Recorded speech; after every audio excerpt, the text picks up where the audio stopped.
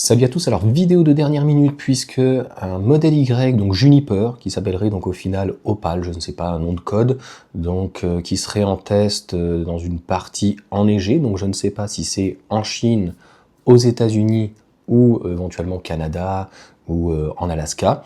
Donc là, on n'a pas forcément les plaques. Ce qui est certain, c'est que déjà de 1, c'est tout à fait cohérent par rapport à tous les éléments qu'on nous a apportés.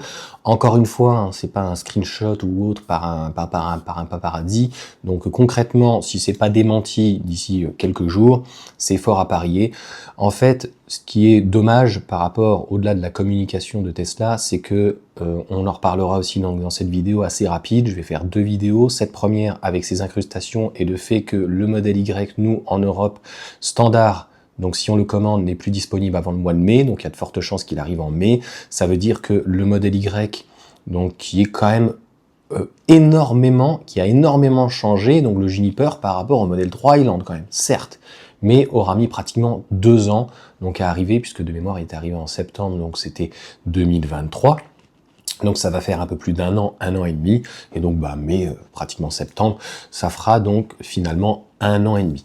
Donc vous me direz ce que vous en pensez. Là c'est une affaire de goût et de style, on sait toujours pas, il n'y a pas de photos donc qui ont été fuitées par Tesla hein, concrètement sur l'intérieur, ni sur le tableau de bord. Quand on voit les améliorations, en tout cas les changements qui ont été faits à l'extérieur, c'est-à-dire que ça se joue au niveau d'un bandeau LED à l'arrière et d'un bandeau LED à l'avant. Et on l'espère donc en plus une caméra. Moi je vais te dire qu'à titre personnel, j'espère, si c'est ce véhicule-là, d'avoir la confirmation, donc d'avoir le style, qu'on puisse le voir en photo, parce qu'au final il n'y aura pas forcément besoin de le voir autrement, on a inaperçu. Je pense que voilà, je commanderai peut-être un 7 places, donc le modèle Y classique actuel, il est ce qu'il est, mais je trouve que ça fait vraiment trop LED.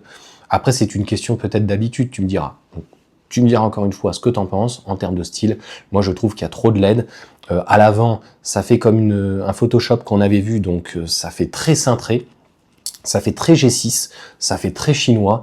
Donc voilà, 2 petits feux, un LED, c'est quelque chose qui, il est certain, ça va énormément plaire donc au marché donc asiatique. Par contre, nous, en Europe, je suis pas sûr que ça soit la panacée. Donc, il faudra obligatoirement arriver peut-être avec un nouveau modèle. On reviendra donc dans une seconde vidéo, donc parce que je veux dissocier les deux, de la nouveauté et de savoir finalement, qu'est-ce que vous devez faire. Moi, j'ai pas à donner en fait des conseils, mais je vais donner plutôt mon avis et ce que je ferai donc d'une manière stratégique. Donc, est-ce qu'il vaut mieux attendre donc la nouveauté, ou est-ce qu'il y a des opportunités donc sur ce modèle Y actuel? Donc ça, on va en reparler dans une deuxième vidéo. Et puis, on va d'une manière factuelle parler un petit peu du leasing. Est-ce qu'on achète un achat comptant? Il y a donc des offres notamment sur la grande autonomie en propulsion.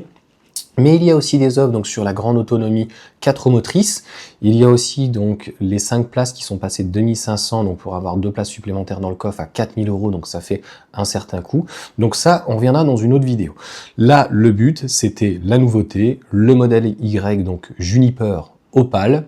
Donc voilà, concrètement, ce que j'en pense, 45 000 € s'il n'y a pas de remise, et donc un bonus de, mettons, 2000 € pour toute personne lambda, 43 000 €, c'est ce que j'ai expliqué notamment. Je préfère prendre un modèle Y donc classique aujourd'hui, avec bonus ou pas, mais qui soit en tout cas en dessous des 40 000, et même un grande autonomie par exemple, qui n'a pas le bonus en 4 roues motrices, s'il y a de belles opportunités sur une couleur de peinture qui serait offerte, et notamment le 7 places, ça peut être intéressant.